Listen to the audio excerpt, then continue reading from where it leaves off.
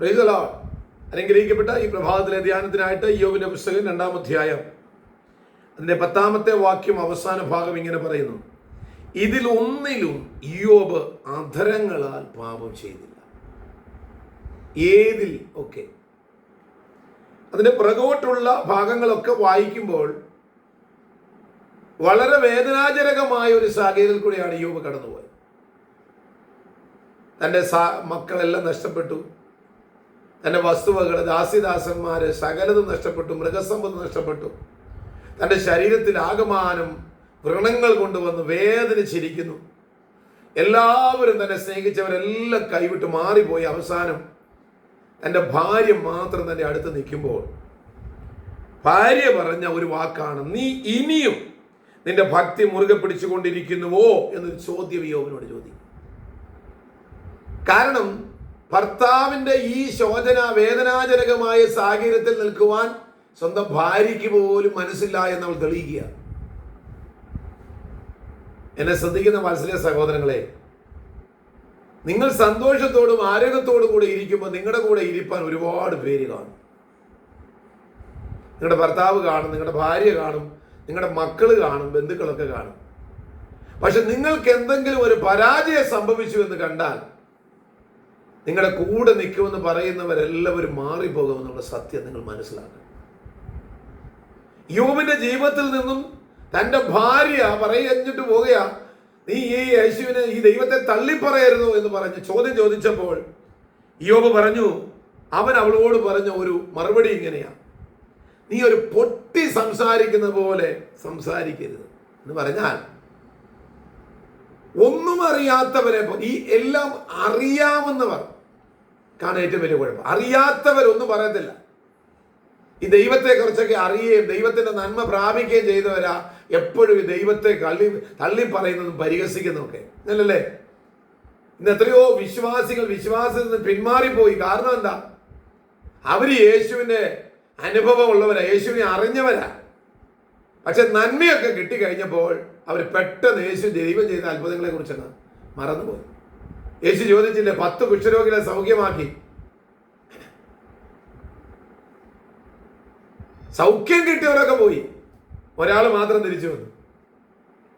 അപ്പൊ ഇന്ന് അനേകരുടെ അനുഭവം ഇങ്ങനെ, നന്മ ഉള്ളപ്പം കൂടെ ദൈവത്തോട് നിൽക്കും, നന്മയുടെ ചില അനുഭവങ്ങൾ പരാജയമൊക്കെ വരുന്നതുകൊണ്ട് വിട്ടുപോകും. ഈ സ്ത്രീ അങ്ങനെ ചെയ്തത്.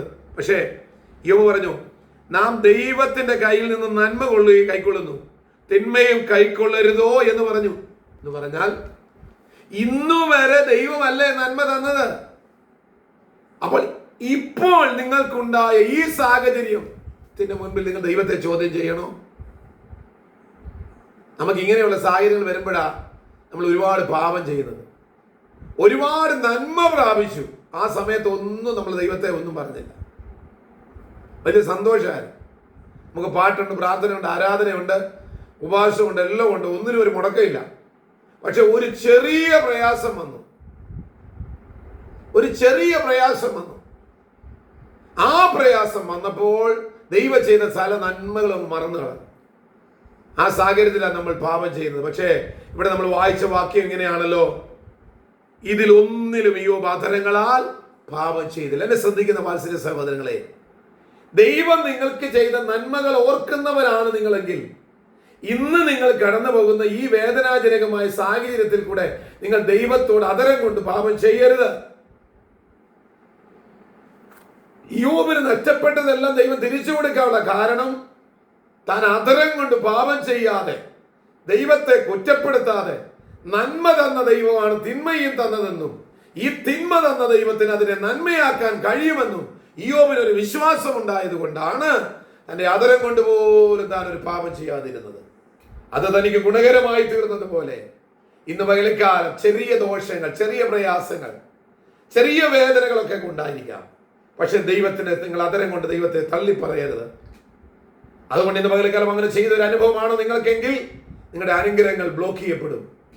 നിങ്ങൾക്ക് അനുഗ്രഹം കിട്ടത്തില്ല. നിങ്ങൾ ഏറ്റുപറ. ദൈവം പറഞ്ഞൊരു വാക്യതാണ്: നിങ്ങൾ ഭൂമിയിൽ കെട്ടുന്നതെല്ലാം സ്വർഗത്തിൽ കെട്ടും, ഭൂമിയിൽ അഴിക്കുന്നതെല്ലാം സ്വർഗത്തിൽ അഴിക്കും. അതുകൊണ്ട് നാവ് കൊണ്ട് നിങ്ങളുടെ അനുഗ്രഹങ്ങളെ കെട്ടിക്കളയാതെ, നാവ് കൊണ്ട് നിങ്ങൾക്ക് ലഭിക്കാൻ പോകുന്ന അതേ ദൈവിക അനുഗ്രഹങ്ങളെ തടയിടാതെ വേണം യേശുവിന്റെ നാമത്തിൽ ഇന്ന് പകൽക്കാലം നാമം കൊണ്ട് തന്നെ ഏറ്റുപറഞ്ഞ് നിങ്ങളുടെ പാപ വഴികളെ വിട്ട് ദൈവത്തോട് പറഞ്ഞതും ചെയ്തതുമായ തെറ്റുകളെ അനുദപിച്ച് പ്രാർത്ഥിച്ച് വിശ്വാസത്തോടെ മടങ്ങി വന്ന് നിങ്ങൾ ദൈവസ്ഥനിൽ നീതിയോടെ നിൽക്കുന്നുവെങ്കിൽ നിങ്ങൾക്ക് ദൈവം അനുഗ്രഹങ്ങളെ നൽകുന്ന ദൈവമാണ്. ഇന്ന് പകൽക്കാലം അനുതപത്തോടും പ്രാർത്ഥനയോടും കടന്നു വരിക. ദൈവം നിങ്ങളെല്ലാവരെയും സഹായിക്കും. നഷ്ടപ്പെട്ടതും ഇനിയും നഷ്ടപ്പെടാൻ പോകുന്നതും ഒക്കെ ദൈവം തിരിച്ചു നൽകും. ഇന്ന് പകൽക്കാലം അത് വിശ്വസിക്കുക, ഏറ്റുപറയുക. ഈ വചനങ്ങളാൽ ദൈവം നിങ്ങളെല്ലാവരെയും അനുഗ്രഹിക്കുമാറാകട്ടെ.